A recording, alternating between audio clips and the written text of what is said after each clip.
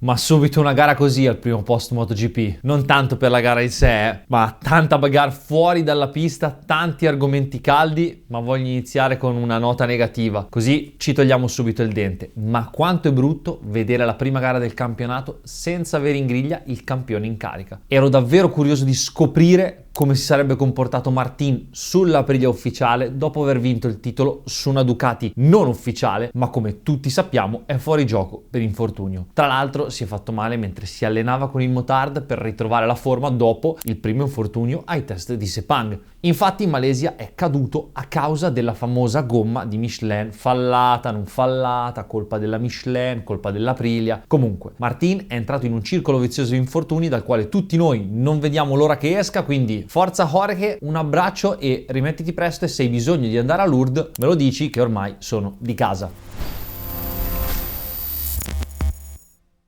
Torniamo subito sul weekend e diciamo subito le cose come stanno, ma se questa stagione si rivelasse quella in cui Pecco diventa il gregario di lusso di un Marc Marquez campione del mondo al primo colpo con la Ducati ufficiale, certo è troppo presto per dirlo, ma l'esito del primo weekend ha un messaggio abbastanza forte. Pecco si è ritrovato un lupo nella tana che ha tutte le intenzioni di diventare capobranco, e quando sei in quella situazione devi saperla gestire bene, altrimenti sei fregato subito. E di cose particolari ne sono successe un po', e soprattutto in questo weekend specifico le gomme sono state un fattore importantissimo e piano piano ci arriviamo. La cosa che mi ha fatto riflettere e che alla fine è la chiave del weekend è la frase di Pecco con i Marquez nel pre-podio in cui dice a Marc: comunque meglio la soft, E Marc gli dice: te l'ho detto ieri, la dura calava di più, l'avevo già capito dai test. E Pecco: io ho al test troppa roba da provare. E quindi io mi chiedo, ma Pecco, che ha vinto 2 mondiali e si è giocato l'anno scorso il titolo con la Ducati, all'improvviso diventa collaudatore da non avere il tempo di poter scegliere la gomma giusta? O in questo caso Marc è stato più sveglio? Comunque, senza fare l'elenco della spesa di tutti i turni specifici, andiamo a vedere le cose che contano. E fino alla sprint abbiamo visto un rookie velocissimo su Aprilia, e questo risponde al nome di Ai Ogura. Il grande pubblico è meravigliato da chi sia questo ragazzo, ma i più esperti e gli addetti ai lavori conoscono bene il personaggio che l'anno scorso ha vinto il titolo Moto2. Inoltre lo vedremo dopo, weekend pazzesco, velocissimo da subito, senza fare danni e adattandosi alla polizia che necessita la MotoGP per essere guidata. Impressionante perché lui ha vinto un titolo guidando in maniera abbastanza aggressiva, mentre qui si è adattato subito e è andato fortissimo. Altra cosa importante da considerare della prestazione di Ogura è che stiamo correndo a Chang in Thailandia e lui viene proprio da qui, dal percorso dell'Asia Talent Cup. Poi vabbè, Red Bull Rookies, Moto3, Moto2, quindi le varie Buriram, Sepang eccetera, lui le conosce benissimo. E a proposito di Thailandia, il circuito qualche problemuccio ce l'ha ed ora lo vediamo, ma quando si fanno certi viaggi dall'altra parte del mondo, spesso l'unica maniera per rimanere in contatto con il resto del mondo è internet, facendo le eSIM, oppure vitali sono gli wifi. Il problema è che spesso non sono sicuri e immaginatevi G Dall'Igna che gli hackerano il drive con tutti i dati della Ducati. Scherzo, però se avete una VPN potete proteggervi. E ora ho fatto l'esempio della Thailandia, ma vale ovunque. NordVPN per il suo compleanno infatti ha una promozione di 4 mesi in regalo sui piani biennali, e se lo acquistate entro il 19 marzo altri 6 mesi gratis, quindi 34 mesi pagandone 24. Oltre a navigare tranquilli, NordVPN è la prima VPN certificata come affidabile strumento anti-phishing. Infatti con l'opzione attivata è molto meno probabile cliccare anche per sbaglio uno di quei link maledetti che capitano sempre, blocca i siti pericolosi, blocca le pubblicità fake eccetera eccetera. E con la VPN, quando c'è da prenotare qualche viaggio, vi consiglio di provare a collegarvi da diversi paesi esteri, perché è possibile risparmiare qualche soldino. Detto questo, per l'offerta trovate il link in descrizione e soprattutto,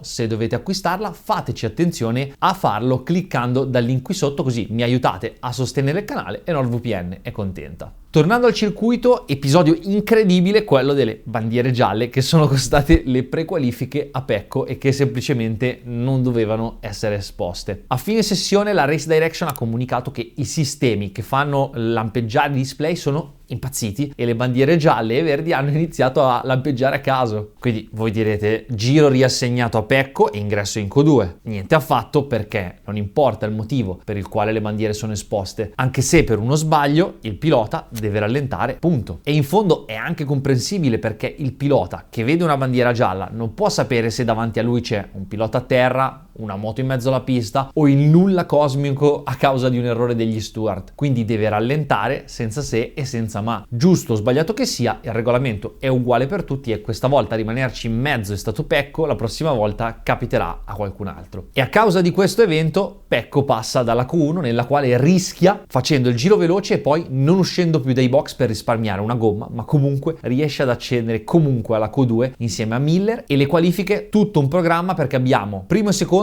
Marquez e Alex Marquez e Pecco fa un buon giro e la prima fila se la prende. Incredibile, Miller quarto e udite udite Ogura quinto. Cosa importante, ancora non abbiamo corso e fino a qui Pecco ha sempre usato l'anteriore hard, tranne vabbè per i time attack, e la sceglie anche per la sprint race. Tra l'altro scelta non solo sua, in tanti hanno scelto l'hard tranne quelli davanti, quindi i Marquez e Ogura. Infatti nella sprint race vince Marquez, Mark, secondo Alex, terzo Pecco e quarto di poco Ogura. Peccato per Bezzecchi perché scivolato in partenza, quindi è rimasto indietro e soprattutto nella Super Pole Race, che è una gara corta, non è facile tornare su. Al quinto posto Morbidelli si conferma concreto, porta a casa top 5 che certamente fa morale per la gara di domenica. Sesto Acosta, settimo Quartararo, mentre all'ottavo posto c'è Binder, autore di una delle sue solite ottime rimonte. Facesse meglio in qualifica, secondo me potrebbe giocarsela con Acosta, ma sappiamo che con i se, con i ma non si arriva da nessuna parte. La sprint finisce meglio di come è iniziata per Mir e per Zarco, nono e decimo, e ragazzi io ci spero per Honda quest'anno, spero possa essere l'anno della svolta, di un nuovo inizio, glielo auguro. E ora nota dolente, Enea Bastianini non pervenuto, 18esimo, ancora non si trova con questa KTM ed è talmente messo male da affermare che per lui questo weekend thailandese è stato più che una gara, un test. Già, perché a quanto pare KTM ancora non gli ha fornito la sella fatta su misura per lui, e questa è una cosa, cioè, dir poco incredibile, perché la sella è la prima cosa sulla quale si lavora, sella, posizionamento pedane, insomma tutto, prima ancora di scendere in pista, cioè prima ancora dei test. Cioè, se me l'avessero detto avremmo chiamato Race un paio di giorni l'avremmo fatta. Scherzi a parte, comunque ora veniamo alla domenica, l'evento degli eventi, e se in Superbike ci sono 3 gare, una sprint e 2 lunghe, qui quella lunga è una sola ed è la domenica, ed è qui il nocciolo e la questione vera del weekend. Tra l'altro, cosa bellissima che molti non sanno perché accendono la TV proprio alla partenza o quando i piloti sono già in griglia, ma dovete sapere che la MotoGP è la categoria regina del motociclismo, non a caso, e c'è la gara anche per schierarsi in griglia. Come funziona? Prima della gara, pilota nel box con la moto, i meccanici, si esce, si fa un giro e ci si schiera in griglia. Poi c'è chi resta sulla moto, chi torna a sedersi nei box, ma la cosa bellissima è che se guardate il giro di schieramento lo fanno tutti pianissimo e tutti in carena per risparmiare carburante per la gara. Ovviamente c'è la mappa motore dedicata da giro di schieramento, bellissimo. Comunque, pronti, partenza via, la gara inizia esattamente come la sprint, anche se alla prima curva Bagnaia e Alex Marquez, che hanno qualche precedente, si toccano con Alex che va largo, rientra. Da qui in poi Alex passa Ogura Bagnaia e si stabiliranno Mark primo, Alex secondo e Pecco terzo. Mark vola, prende distacco, Pecco non riesce a tenere il ritmo nonostante abbia deciso finalmente di montare le stesse gomme degli altri, e le cose interessanti avvengono proprio dietro il trio di testa, con Morbidelli che inizia a rimontare dalla nona posizione e dà vita a una bellissima lotta con Miller. E poi c'è sempre lui, Ogura, che continua a non ricordarsi di essere un rookie e rimane sempre in top 5, ma al settimo giro arriva il colpo di scena. Mark all'improvviso rallenta e fa sfilare suo fratello Alex. Avrà un problema? Mark poco prima di rallentare ha guardato in basso, che sia un guasto alla moto? Nessun problema ragazzi, è una questione di pressione della gomma. Il pilota di MotoGP quando guida sul cruscotto ha dei warning, delle spie che indicano che la pressione non è corretta. In MotoGP devi regimare a un certo limite, altrimenti sei passibile di penalità. Inoltre c'è un software che ti dice quanti giri hai prima di andare fuori il limite, e in tutto questo, mentre sei in testa alla gara del campionato di moto più tirato ed importante al mondo, fai due conti, fai passare tuo fratello e ti attacchi dietro per ristabilire la pressione. Ma vediamo come funziona. Lo pneumatico ha dell'aria dentro e in fase di pregara viene scaldato con le termocoperte, anche il cerchio, ad una temperatura che sarà necessaria a replicare quella che poi è l'effettiva condizione dell'asfalto. Banalmente, più fa freddo, meno scaldi, più fa caldo, più scaldi. Chang non è una gara fredda, anzi fa un caldo bestiale, però la pressione va in funzione dell'aria che tu immetti nella gomma. Se hai immesso, immaginiamo, 10 unità di aria, a 80 gradi farà una pressione, a 110 gradi sarà molto di più. Quindi in teoria, se vai davanti e in testa alla gara o ad un gruppo, sai che avrai aria fresca che farà calare la temperatura dello pneumatico e quindi la pressione. Infatti Marc quello che fa è accodarsi per scaldare la gomma, far risalire la pressione e non prendere la penalità, e ovviamente così facendo risparmia anche gomma, stile ciclismo, gruppo, tutti in scia. In tutto questo Pecco ha provato ad avvicinarsi, ma non ci è mai riuscito veramente, e guardava Marc a distanza di circa un secondo per tutta la gara, avvicinandosi ad elastico fino a 3 giri dalla fine, quando Marc infila suo fratello e saluta tutti e vince la prima gara da pilota ufficiale Ducati, e andando in testa al mondiale. Considerate che Marquez non vinceva la prima gara di stagione dal 2014, e comunque il bello arriva proprio qui, alla fine della gara, nel parco chiuso. Marquez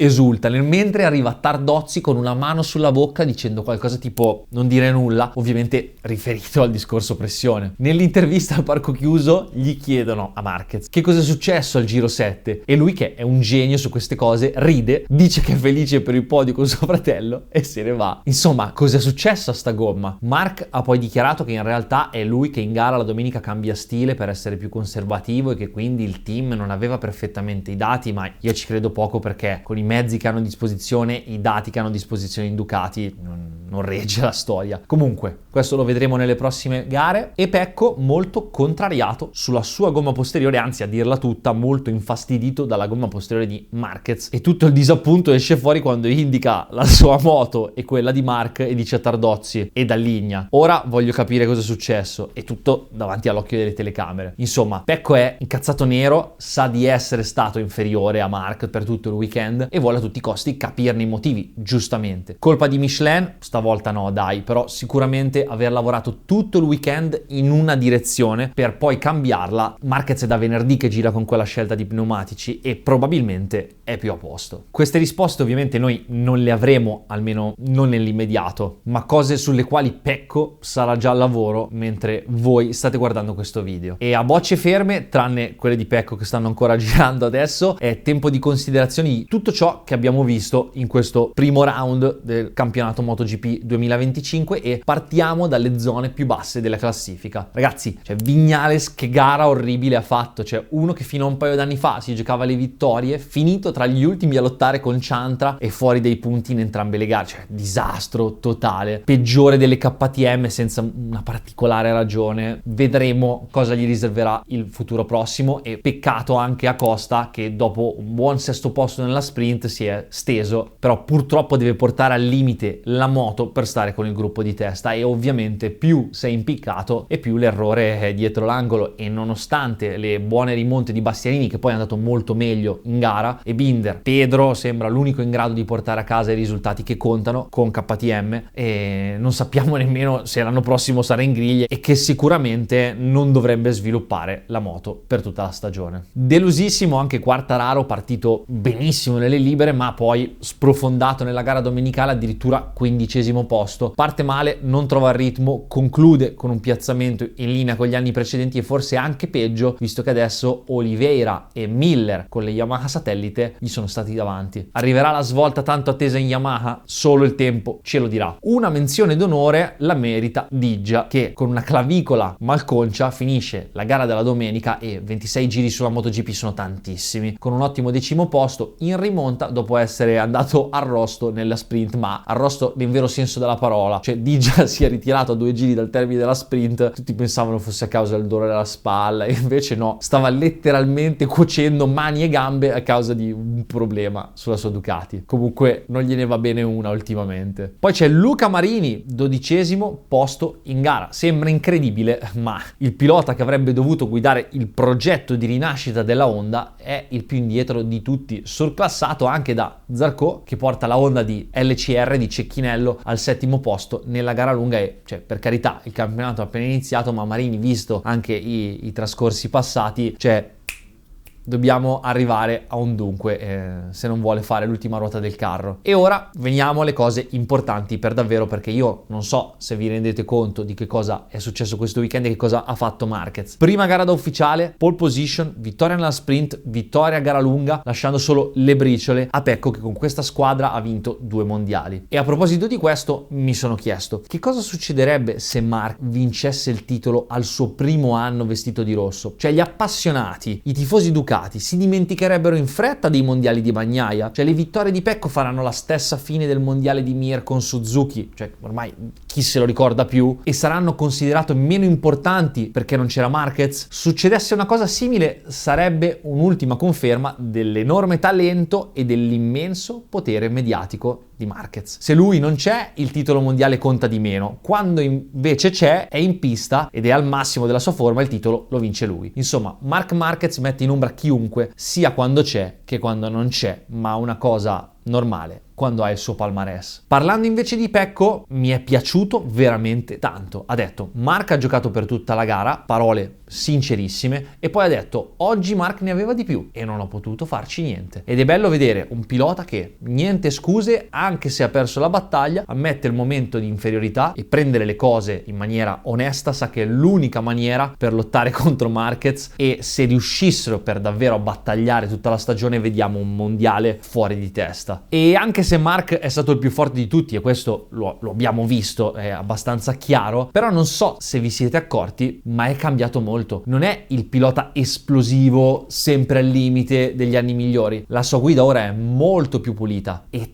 terribilmente efficace. Ha il pieno controllo della moto e vabbè, la Ducati è la migliore moto in circolazione, ma Marc ha capito che non è più un ragazzino, che non si deve fare male, che la Ducati va guidata così e dal momento è più a posto. Bene signori, io spero che questo post MotoGP vi sia piaciuto. Noi ci vediamo giovedì, che esce il video nel quale sono andato da Revo Racing, team di riferimento per Aprilia Racing. Sono andato a prendere la mia RSV4 con l'elettronica APX e il video l'ho girato nel loro reparto corse e mi sono fatto spiegare tutto. Almeno potrete vedere come è fatta la moto con la quale correrò.